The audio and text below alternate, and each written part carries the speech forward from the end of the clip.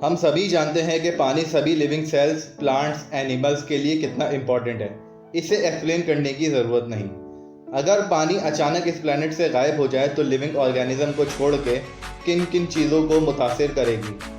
क्या दुनिया से ऐसे ही रहेगी या बिल्कुल ही बदल जाएगी? आप देखते रहें। इस वीडियो में आगे मैं आपको बताऊंगा कि अगर दुनिया से अचानक पानी गायब हो जाए तो हमारी दुनिया कैसी दिखेगी। ये बड़े समंदर, जंगल, आसमान किस तरह के हो जाएंगे। पानी के अचानक गायब होने की कोई वजह तो मौजूद नहीं, मगर फिर भी हम इस वीडियो में उस सिनेरियो को जानने की कोशिश करेंगे कि अचानक अगर हमारे प्लैनेट से पानी गायब हो जाए तो उसके बाद क्या हो सकता है। मैं हूं वक्कास शेख, आप देख रहे हैं फैक्ट नॉलेज टीवी। अगर आपने अब तक हमारा चैनल सब्सक्राइब नहीं किया तो उसे ज़रूर सब्सक्राइब कीजिए, बेल आइकन के बटन को ज़रूर प्रेस कीजिए।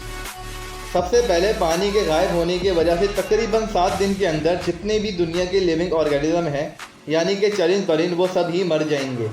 बड़े पेड़ पौधे बच जाएंगे, वो भी कुछ हफ्तों के बाद सूख कर मरना शुरू हो जाएंगे।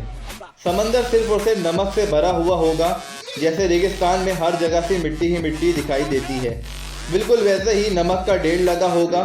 समंदर में पानी ना होने की वजह से दुनिया के ये सारे समंदर बिल्कुल अमेरिका ग्रेट कैनियन जैसे लगेंगे।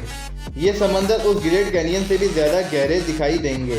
हमारा जो वर्ल्ड मैप है वो भी पूरी तरह से बदल जाएगा, क्योंकि पूरी दुनिया में समंदर की जगह सिर्फ बड़े बड़े पहाड़ और गड्ढे ही दिखाई देंगे, और जितने भी तालाब और झील हैं वो भी नहीं रहेंगे, क्योंकि उनकी जगह भी सिर्फ गड्ढे ही रह जाएंगे।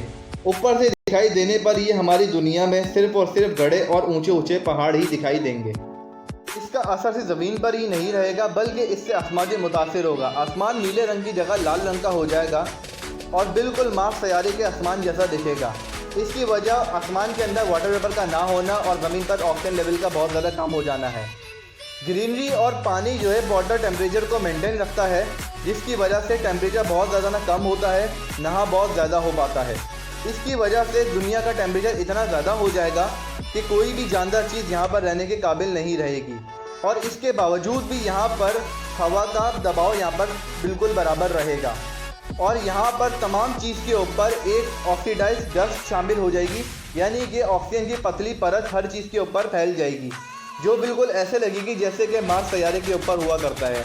और यहाँ का मौसम हमेशा एक ही तरह का रहेगा और वो बिल्कुल गर्म होगा। तो एक बात सामने आती है कि दुनिया से अचानक पानी गायब हो जाने की वजह से ये पूरी दुनिया मार्स जैसी नज़र आती है।